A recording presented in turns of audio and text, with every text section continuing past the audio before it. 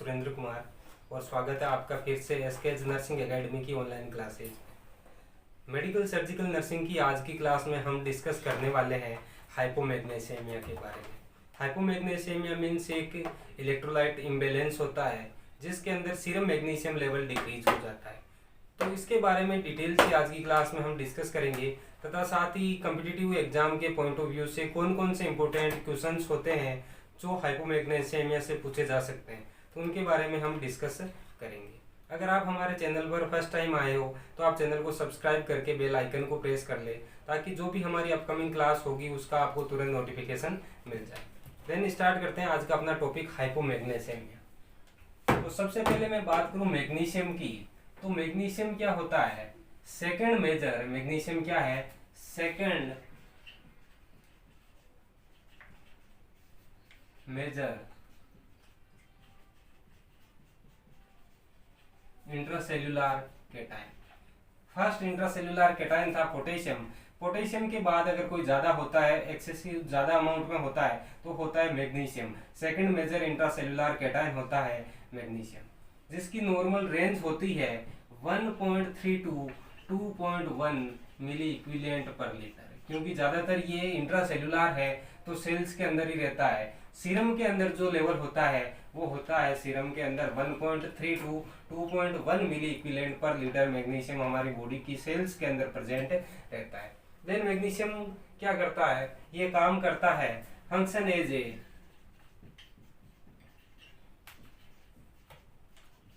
Activator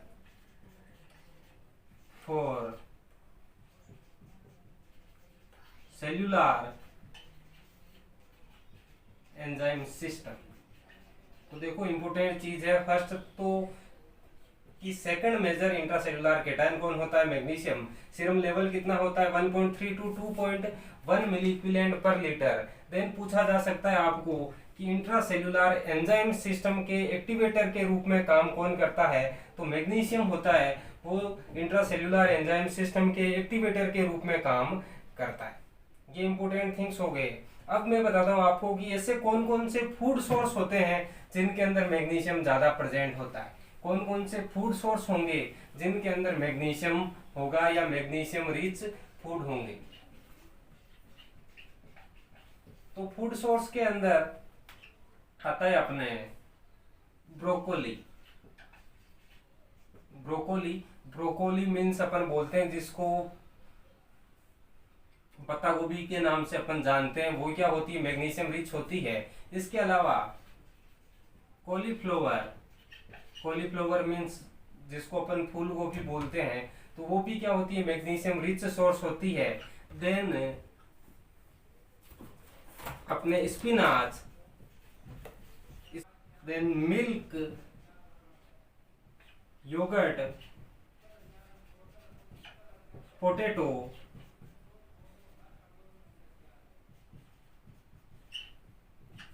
milk, yoghurt, potato, almond, pea, then chicken,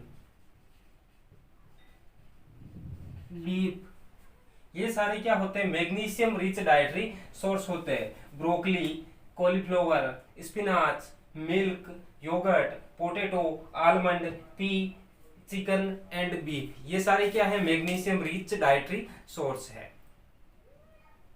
इसके बाद अपन आते हैं अपने डिसऑर्डर पर हाइपोमैग्नीशियमिया। तो हाइपोमैग्नीशियमिया की डेफिनेशन क्या होती है?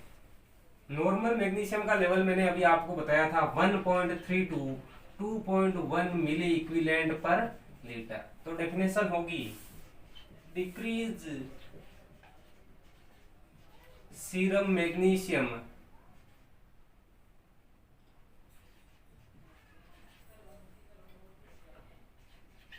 Lower than 1.3 milliequivalent per litre. अगर serum magnesium level 1.3 milliequivalent per litre से कम हो जाए तो उस कंडीशन को बोलना है हाइपोमैग्नीशियमिया। कौन कौन से कारण होते हैं जो रेस्पॉन्सिबल होते हैं हाइपोमैग्नीशियमिया डेवलप होने के लिए? तो फर्स्ट वन डिक्रीज्ड डाइटरी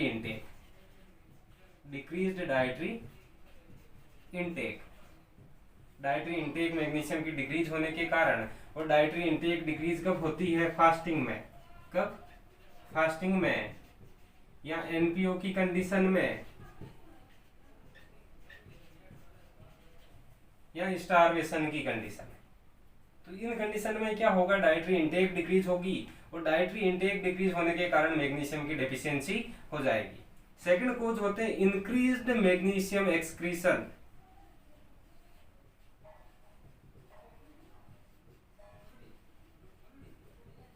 या मैग्नीशियम लॉस, बॉडी से मैग्नीशियम का एक्सेसिव अमाउंट में लॉस होने के कारण भी हाइपोमैग्नीशियमिया डेवलप हो सकता है। तो लॉस कब होगा? In the case of diarrhoea and vomiting. Diarrhoea की कंडीशन में एंड वोमिटिंग की कंडीशन में एक्सेसिव मैग्नीशियम का लॉस होगा। देन क्रोनिक एल्कोहोलिज्म, क्रोनिक एल्कोहोलिज्म की कंडीशन में भी क्या होगा? क्रोनिक एल्कोहोलिज्म की कंडीशन में भी मैग्नीशियम का एक्सेसिव लॉस होगा। तो ये दो टाइप के मेजर कोज होते हैं जो हाइपोमैग्नीशियमिया डेवलप होने के लिए रेस्पॉन्सिबल होते हैं। इसके अलावा थर्ड कोज मैंने बताया था कि मैग्नीशियम इंट्रासेल्युलर स्पेस के अंदर प्रेजेंट रहता है। कहां पे होता है? इंट्रासेल्युलर कैटायन है ये। तो shifting of magnesium into cells, अगर सीरम का जो मैग्नीशियम है वो सेल्स के अंदर शिफ्ट हो जाए तो सीरम मैग्नीशियम लेवल डिक्रीज हो जाएगा एंड हाइपोमैग्नीशियमिया डेवलप हो जाएगा। तो कुछ कंडीशन होती है जिनके अंदर सेल का सीरम का मैग्नीशियम सेल के अंदर शिफ्ट हो जाता है, जैसे कि हाइपरग्लाइसेमिया। हाइपरग्लाइसेमिया की कंडीशन के अंदर सीरम मैग्नीशियम सेल्स के अंदर शिफ्ट हो जाता है and serum magnesium level decrease हो जाता है। इसके अलावा सेप्सिस की कंडीशन, इन्फेक्शन की कंडीशन में भी हाइपोमैग्नीशियमिया देखने को मिलता है। तो इस तरह से ये तीन कैटेगरी के इटियोलॉजिकल फैक्टर थे जिनकी वजह से हाइपोमैग्नीशियमिया किसी पर्सन के अंदर डेवलप हो सकता है। फिर से रिवाइज कर लेते हैं, या तो डाइटरी इंटेक डिक्रीज हो जाए जैसे स्टारवेशन के कारण, फास्टिंग के कारण, या एनपीओ के कारण, या मैग्नीशियम का एक्सक्रीशन बढ़ जाए जैसे डायरिया की कंडीशन में, वोमिटिंग की कंडीशन में, या क्रोनिक एल्कोहोलिज्म की कंडीशन में। इसके अलावा अगर सीरम का मैग्नीशियम सेल्स के अंदर शिफ्ट हो जाए जैसे कि स्टारवेशन सेप्सिस की कंडीशन में, तो उसमें भी क्या होगा? जो सीरम मैग्नीशियम है वो डिक्रीज होकर हाइपोमैग्नीशियमिया कोज कर देगा।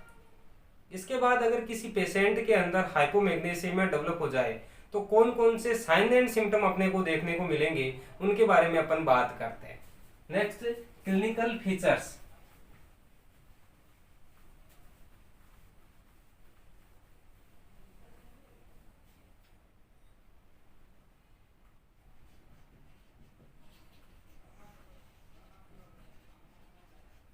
क्लिनिकल फीचर में फर्स्ट अपन बात करते हैं cardiovascular system. Cardiovascular system, cardiovascular system के अंदर क्या देखने को मिलेगा? तो कार्डियोवास्कुलर सिस्टम के अंदर अपने को देखने को मिलेगा टेकीकार्डिया। क्या देखने को मिलेगा? टेकीकार्डिया देखने को मिलेगा। और टेकीकार्डिया के साथ साथ देखने को मिलेगा हाइपरटेंशन। क्या देखने को मिलेगा? हाइपरटेंशन। तो ये दो कार्डियोवास्कुलर सिस्टम से रिलेटेड सिम्टम्स होते हैं जो हाइपोमैग्नीशियमिया के अंदर डेवलप होते हैं। देन मेजर थिंग यहाँ पे देखने को मिलता है चेंज इन ईसीजी। ईसीजी के अंदर चेंज देखने को मिलेंगे, एग्जाम के पॉइंट ऑफ व्यू से इम्पोर्टेंट है। तो ईसीजी के अंदर क्या चेंज मिलेंगे? एक मिलेगा टाल टी वेव। याद रखना, टी वेव कैसी हो जाएगी? टाल हो जाएगी, बड़ी हो जाएगी। एंड डिप्रेस्ड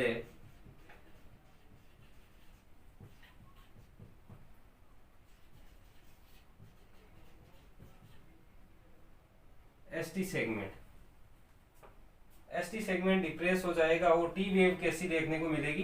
टाल देखने को मिलेगी। तो ये ईसीजी के अंदर चेंजेस होता है जो हाइपोमैग्नीशियमिया के अंदर फाइंड आउट होगा। देन इसके अलावा दूसरा सिस्टम अफेक्ट होगा अपने रेस्पिरेटरी सिस्टम। रेस्पिरेटरी सिस्टम, और रेस्पिरेटरी सिस्टम के अंदर सालो रेस्पिरेशन देखने को मिलेगा। रेस्पिरेशन कैसा होगा? सालो रेस्पिरेशन देखने को मिलेगा। तो ये दो मेजर सिस्टम अफेक्ट होते हैं। इनके अलावा थर्ड सिस्टम अफेक्ट होता है न्यूरोमस्कुलर सिस्टम।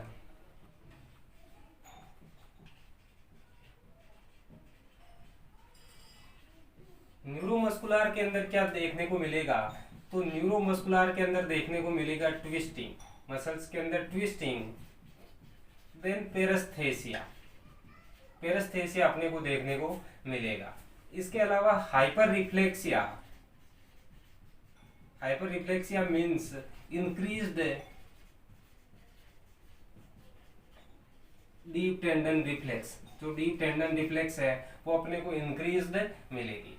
एंड इस पेशेंट को आ सकता है सीजर्स, क्या आ सकते हैं सीजर्स। तो सीजर्स आने के कारण यहाँ से इंपॉर्टेंट क्वेश्चन बनता है एग्जाम्स के अंदर, पूछा जाता है कि हाइपोमैग्नीशियमिया वाले पेशेंट की केयर करते समय कौन से नर्सिंग इंटरवेंशन को माइंड में रखना होता है या मोस्ट प्रायोरिटी अपन देते हैं। तो किस चीज को मोस्ट प्रायोरिटी देंगे अपन देंगे सीजर परकेशन की, क्योंकि इस पेशेंट को कभी भी सीजर्स आ सकते हैं, इसलिए सीजर परक्यूशन अपने को यूज करने हैं। देन क्या होता है कि magnesium level serum calcium level को भी अफेक्ट करता है। अगर हाइपोमैग्नीशियमिया डेवलप हो रहा है तो सीरम कैल्शियम लेवल भी डिक्रीज होगा, जिसकी वजह से देखने को मिलेंगे टेटनी के साइन ऑफ टेटनी। और टेटनी के साइन होते हैं positive Trousseau sign and Chvostek sign, positive Trousseau sign and Chvostek sign. तो ये दोनों साइन भी हाइपोमैग्नीशियमिया के अंदर देखने को मिलेंगे। इसके अलावा अपने अफेक्ट होगा सेंट्रल नर्वस सिस्टम। तो कुछ सेंट्रल नर्वस सिस्टम से रिलेटेड सिम्टम्स देखने को मिलेंगे अपने को, जैसे कि पेशेंट के अंदर कंफ्यूजन एंड इरिटेबिलिटी। तो ये जनरल सिम्टम्स होते हैं जो अपने को हाइपोमैग्नीशियमिया वाले पेशेंट के अंदर देखने को मिलेंगे। अब अपन क्या करेंगे, इस पेशेंट का डायग्नोसिस क्या करेंगे, डायग्नोसिस करेंगे, और डायग्नोसिस करके अपन करेंगे ट्रीटमेंट।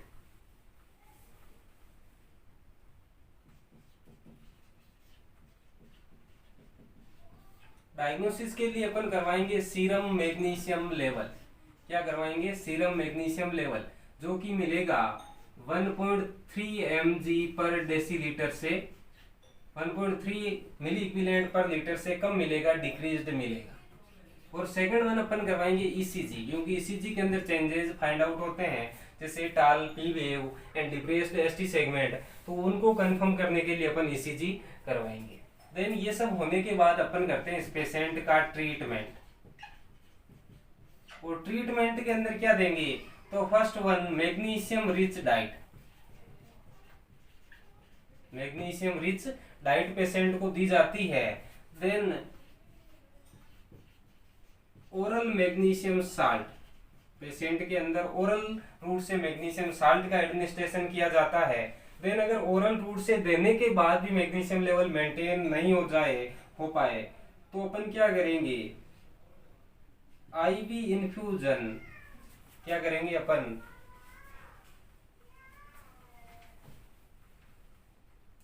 तो क्या करेंगे अपन IV infusion of magnesium sulphate, magnesium sulphate को आईवी रूट से इन्फ्यूज किया जाएगा विथ पंप के थ्रू अपन इन्फ्यूज करेंगे। और इसको इन्फ्यूज करते टाइम ध्यान रखना है not more than 120 mg per minute, ये इसकी लिमिट होती है। 120 mg पर मिनट से ज्यादा फास्टली इन्फ्यूज नहीं करते, क्योंकि अगर अपन ने फास्टली इन्फ्यूज किया तो क्या हो जाएगा, हाइपर मैग्नीशियमिया। हाइपो को ठीक कर रहे थे अपन और क्या हो गया, हाइपर हो गया।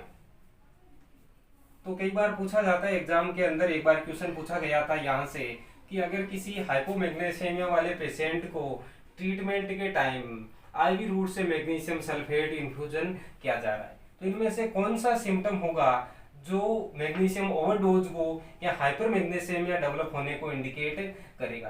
तो अगर हाइपर मैग्नीशियमिया डेवलप हो जाए तो अपने को क्या साइन मिलेगा, अपने को साइन मिलेगा डिक्रीज्ड